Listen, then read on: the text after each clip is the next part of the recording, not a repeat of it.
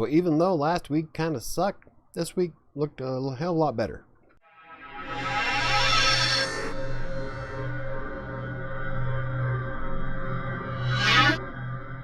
Hello, I'm Michael with WriterSanctuary, and today it's time for the daily vlog. I'm doing it a little bit earlier today, only because I am so busy in the afternoon that I think I'm going to start switching to my stuff. Probably be published at about noonish or so. But I don't know, we'll see, because who knows what's going to change. Now, before we get started, don't forget the like and the subscribe buttons. And if you have any comments, questions, or concerns, you can always hit me up on social media. I look at my Facebook and my Twitter quite often, and WriterSanctuary.com also has a contact form that you can use. And the contact form can send emails directly to me no matter where I'm at. So that's probably a really good way to contact me, But today I have quite a few comments. Now, I've had a lot more comments than I thought I did, and I forgot where I left off in the list, so I didn't want to repeat a lot of the comments. So unfortunately, I'm just going to pick the most recent 10. This will help me keep track of where I've left off in the comment section, and that way I will try not to repeat myself on some of them. So the first comment today comes from Catherine. Nice live stream. I wasn't familiar with Chris until today. Will you be talking with more text broker authors in the future? Would love to hear you interview the writer who goes by Christy in the TB forums. About 3 years ago, someone created a forum for text broker authors outside of the platform.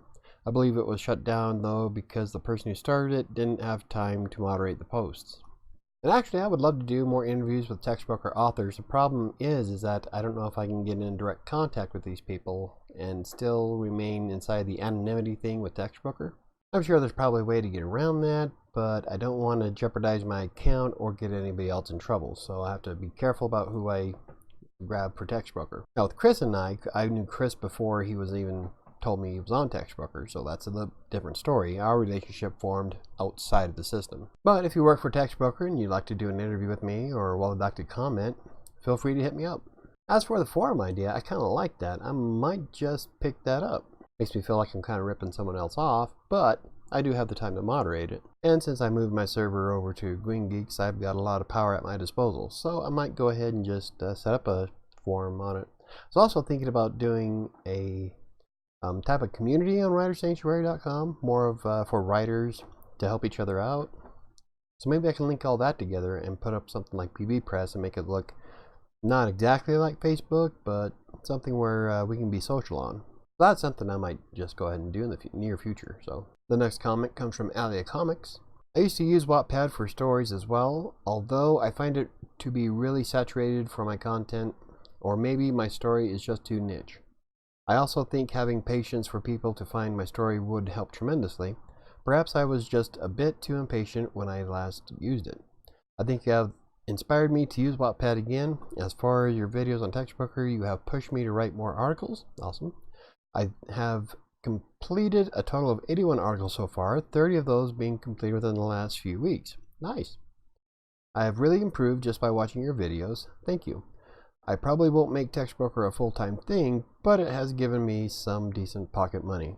Also, coffee and TextBroker go hand in hand. It's almost a must for me to crank out those articles, haha. I agree. Every time I'm working on TextBroker, I've got one of these going. This is my own concoction of a latte that's way cheaper than buying them from like Starbucks or Caribou, with a third the calories. So but anyway, I really do want to put more effort into doing Wattpad, and I want to finish 7, and I want to move on to more type of content on it, because my interests for writing are all over the map. My problem is though is that sometimes I will get motivated to write and then I will have to do something else, or I will be motivated to write in the morning and then by the time the afternoon happens I completely forget that's what I wanted to do. Like the last time this happened, I wanted to do a live stream for an hour and then work on 7 for the last remainder of the evening. However, that live stream lasted 3.5 hours, and by the time it was done, it was time to go to bed. So I really want to get back into it and get done with my story. I just got to remember that's what I want to do, and that's the biggest issue. It's not necessarily laziness anymore, is that I am an incredibly busy person throughout the week between my client and then doing all this stuff and then the blogs and the word camps. So by the time I actually get to unwind and sit down for a moment, my mind is mush and I either forget to write on Wattpad or I turn to something that's more diversionary like playing Minecraft or Diablo 3 or something else that gets my attention and lets me sit back and relax. So, but yeah, I'm going to put effort into, try to put effort into doing Wattpad the next couple of days. I have a 3-day weekend. I'm probably going to use that to get caught up with my work, at which point I should have plenty of time to do videos and more writing on Wattpad and everything else. So, and yeah, so keep an eye on that. The next comment comes from Joel H. I was spontaneously unsubscribed. I looked at my subscribed list and you weren't. I was spontaneously unsubscribed. I looked at my subscribed list and you weren't on it. Well, I clicked it again along with a bell. I don't know what happened. I also got my Wattpad account back up and running and posting new stuff on it. Awesome. I'll check that out. I'm sure I'm up for something like 7 right now. Oh, I'm not sure I'm up for something like 7 right now, if it's anything like the movie 7. Not necessarily, but it is kind of Stephen King-ish. In fact, Stephen King, Dean Koontz, they are all kind of inspirations for me, including my mother, who writes it a lot of the same way. But I also like to do other things, so it's, like if you look at my Wattpad account, I have like science fiction, I got Star Trek stuff, I got 7. Next I'm going to work into some fantasy, so I'm all over the place. Just a bit much for me at this point. I did start reading it. I don't know. I guess I like happy, progressive sci-fi and exoplanets, Star Trek kind of stuff. But you have a Star Trek, don't you? Yes, I do.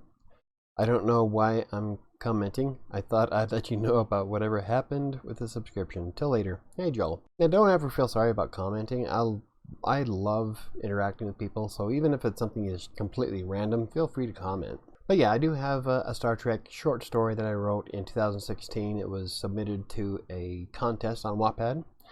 It was a what if, and I wrote the what if in regards to what if Captain Sisko from Deep Space Nine wasn't able to retake Deep Space Nine back from the Dominion.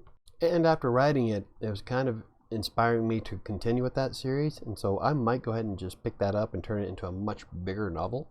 But as for the rest of Star Trek and science fiction, I do love science fiction, fantasy, and horror, and everything. So eventually my collection will be just about anything you can possibly think of. That's if I can finish 7 and get it out of the way and be done with it. But thank you for reading, or at least starting reading 7. When you get to Gluttony, it'll kind of gross you out, but it's probably one of my favorite chapters. And yes, every bad guy in 7 is based on a person that I know in real life. But enjoy it, and if you don't like it, just keep in mind that I will be making more stuff in the near future, I hope, keeping my fingers crossed. The next comment comes from DIY Wedding Designs. Oh, you're so sad? I think we've all had a week from hell like that, and to quote Albert Einstein, life is like riding a bicycle. To keep your balance, you must keep moving. Hopefully you'll feel better next week. This is in response to last week's vlog where I had pretty much the worst possible week of 2019, and it was the first time that I ever really seriously considered dropping everything, the blogs, the videos, and just going back to writing full time, because I was just so done. You know, it wasn't just someone stealing $350 from me. It was a culmination of the websites going down and being flagged as dangerous, and I can't fix Crossing Colorado's theme. It won't load right, and it just everything just went straight to shit. And so it was a rough one, but I got through it like I thought I would. It was, by the time I got back from Omaha, I was feeling far more relaxed and ready to keep going. And I like the Albert Einstein thing, but my favorite saying is from Captain Peter Quincy Taggart: never give up, never surrender. The next comment comes from Hemant Mom. I swear it wasn't me who went on the Illinois shopping spree. I'm so sorry about your week from hell. My husband and I each had our debit card info stolen and fraudulent charges at different times last year. My person spent over $200 at Taco Bell, or Texas Taco Bell. Enjoy your time at WordCamp. Hopefully you can unwind a bit, taking a breath, and taking a break from YouTube or your blog is always an option when it gets overwhelming. Just don't take too long because we love your content. Sounds like a frustrating week. And yeah, part of the I'm having a hard time reading these, mostly because I still need new glasses and the font on my screen is kind of small.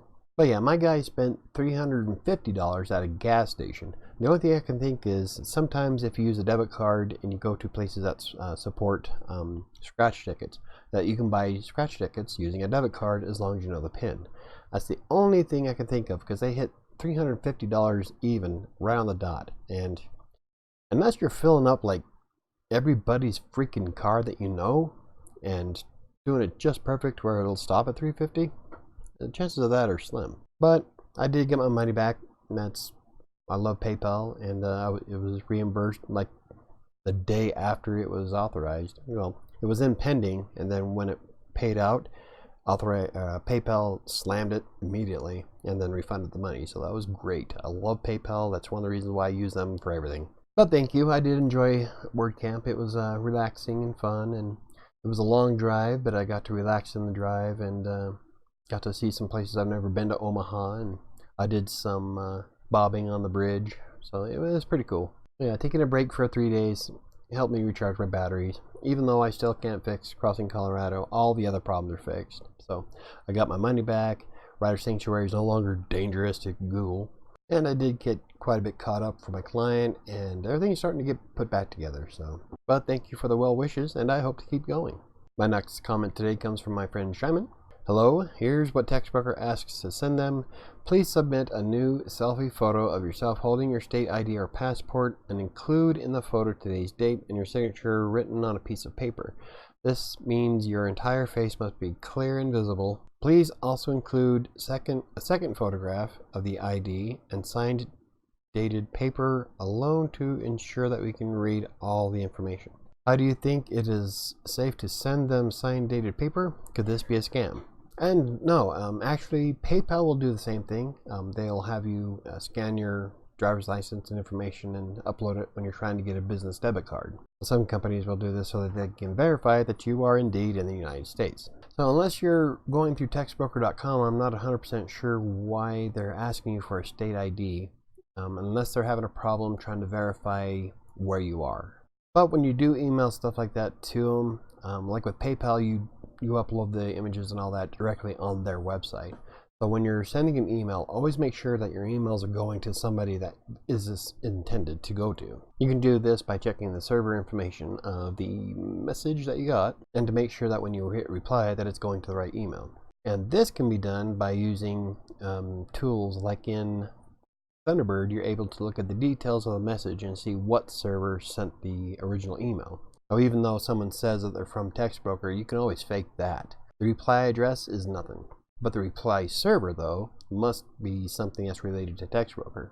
So if it says like Bob's Meat Grill, mail.bobsmeatgrill.com, then you know that that's definitely not TextBroker's server. But there's a bunch of other ways you can check to make sure an email is legitimate. Personally, when it comes to stuff like that, that's what I use. Originally I used Outlook because Outlook will also scan through an email and check server information. Thunderbird does it with the more details. I'm not sure about web-based emails because I never use them, but I'm pretty sure you can probably look it up. But if you've been interacting with TextBroker, it's probably legitimate. Like I said, some businesses do it this way so they can verify information. The next comment comes from Assured Capital Funding. Writer Access recently gave a seminar. They stated that the two biggest reasons they lose clients is that writers are not corresponding and are not getting their work done on time. See, now this is one of the biggest pet peeves that I have about other writers. A lot of people just assume that they can just treat clients like crap and just brush off a career. Now I know it's a content mill and you're not making tons of money on it, but it's the whole idea of being professional. See, the more professional you are on a content mill, you get that whole sense of that you are professional, and it carries over for when you start looking for actual clients.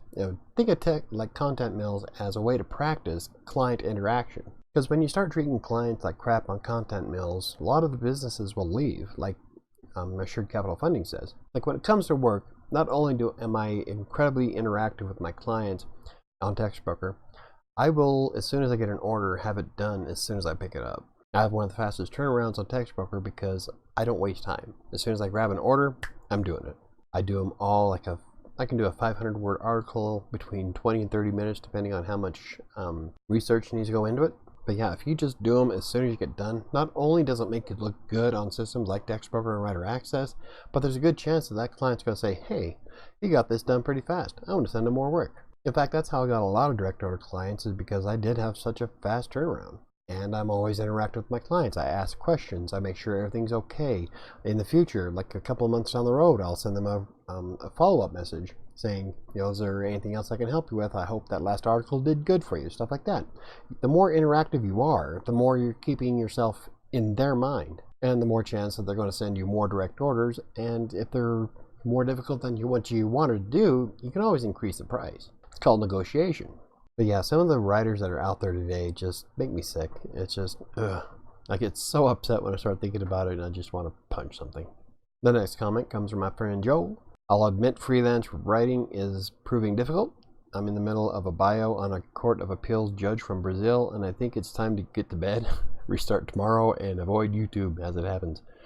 I seem to miss your live streams. I'll see what I can do to keep track of them.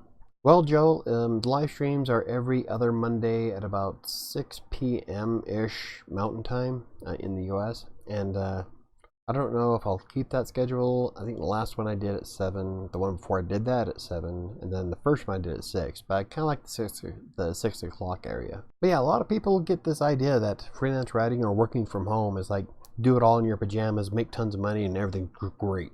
It doesn't work that way. For some people, it can be a real difficult chore. Like, take me, for example. I mean, I still get sidetracked with random YouTube videos. I'm doing a lot better nowadays, but in the beginning, it was a chore to keep myself focused. Because you got all kinds of things that can just distract you at home, and you have no accountability other than to yourself. There's no boss looking over your shoulder. If you go up and go to the bathroom, you're missing out on writing, so you're not making as much money. I mean, there's a lot of things that go into freelance writing that a lot of people don't really consider. Especially when you start thinking about the financial aspect of it, because then you have to start saving for taxes and saving for insurance and making sure that all your stuff is paid. In a lot of ways, being a freelancer is far more difficult than working for a major corporation, because everything about it is all on you. So it's not for everybody, but those who can stick it out, the rewards are great because you can potentially make some killer money and have quite a bit of freedom. Like right now, I don't have all that much freedom with my schedule only because I'm managing a team. But when I was just writing by itself without being a manager, I was able to write as long as it was done during the day sometime. I could just be done. So I'd work for maybe 2.5 hours, and that'd be it for the day. Unless I wanted to work for a text broker and make a few more bucks. But for the most part, you do get a little bit of flexibility in your schedule, and there's more money to be made, and you can get some awesome opportunities out of it. So as long as you can push yourself through those initial phases of trying to figure everything out for freelancing, it can be quite rewarding. The next comment comes from Shyman again. Hi Michael, I have a question on learning grammar. Is Grammarly blog enough to learn AP style grammar, or should I necessarily learn from many sources? Now Grammarly is great when it comes to learning how to write in AP style English. Their tool is awesome, it's compatible with WordPress, but no tool is 100% accurate. There's a lot of times that I'm using Grammarly where I'll find out that it wants me to change something. I'm like, no, because that wouldn't work. It does really good, don't get me wrong, it's a great platform. But there are some times where it will flag something as being incorrect even though it's not. Now their blog on the other hand has a lot of good tips and information for writers, so does Textbroker's blog. Personally, I would focus on learning from different sources. Find like about 5 or 6 different blogs all related to writing in AP style English and how to create content online, and just bounce back and forth and absorb what you can from all those different sources. Just make sure that the sources are valid and accurate. But yeah, I would go through and examine more than just one source, because it's always good to have different lines of any kind of information. It's always about validating. Never assume that the information on one source is the end-all be-all. That's why I like to go to several.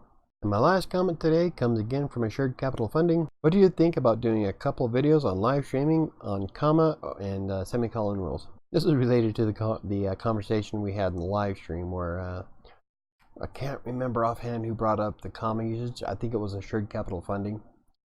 But it's comma usage is what held me back for hitting 4 stars for the longest freaking time, and I still don't have it all down packed. I get tagged sometimes with it, but it's not as bad as it nearly was. And AP style is way different than Oxford, especially when it comes to commas and semicolons. So I am thinking about doing a video on comma usage. Maybe I'll make it a series, but I was also playing with the idea of doing live streams of how to do stuff like almost like webinars. Kind of like do a screenshot of my desktop and start showing people how to do different things. So that's an idea that I was playing around with. But definitely the videos and blog articles are going to be coming. Most of this is because I have somebody who wants to help me write on some of my blogs, but I need her to write better. But as I'm keeping her in mind, and she's a complete beginner, being able to teach somebody how to do the commas and semicolons will be great for either the channel or the blog. So I will be doing those in the near future. But by then you'll probably move on and find a better source. But if that's the case, then that's the case. I'm still going to do it later on. So hopefully that'll be a September video sometime. So that's all the comments that I have for today. I've been trying to recover throughout the entire week, and it's been doing good. Things are starting to jive a little bit better. Last week ended on such a negative note. But yeah, if it just goes to show, as long as you persevere and you try to keep your head on straight, you can make it through anything. The hardest part is trying to keep yourself focused. Because once you start getting into a negative headspace, everything just seems to fall apart and makes matters worse. So if you can step back for a moment, even if it's for 3 days at a WordCamp, and take a look back and relax, focus on one task at a time and then tackle them, you can make it through it. But when you start getting to that point to where you just want to give up, you just got to figure, you know, if I did that, then I would lose out on everything. And so just got to get past this one spot and move on. Because in reality, nothing's really too difficult to handle. It's one of the cool things about humans. We are like cockroaches. We can survive just about anything. So if you get to that point yourself, you just got to stop, take a breath, then realize it doesn't really matter. Like, sure, I can get upset that I lost $350, but I got it back. There was no reason for me to stress out so bad, and I knew PayPal was going to give that money back to me. They are an awesome service, and it was a fraudulent charge, and they're really good about their fraud department. Did being labeled as a dangerous website hurt WriterSanctuary? Yeah, for 3 or 4 days, my blogs weren't anywhere on Google search results. But I got rid of the file that was flagging it, submitted it to Google. Takes about 2 or 3 days. I knew it was going to be okay. By Monday, everything was fine. So you gotta not stress too much about the small shit. And even though that a lot of the small stuff can culminate into a big ball of mess, as long as you can push through it, you're okay. Just stop, analyze, and push through. As for my scheduling and trying to get everything done that I wanted to do, such as videos, I wanted to do more gaming stuff for my charity website that I have. I wanted to do more of my fitness stuff because I'm still plateauing at 220 to 223. I mean, there's a lot of stuff that I want to do. I want to get on the podcast stuff, and I think after this weekend, I'm going to have 2 months where I don't have to go to a WordCamp, so I can work on the weekend to get caught up with all these different things and start putting in more effort to get them all done. And I know I keep saying that, and every time I have good intentions, someone brings up a new project to me throughout the week.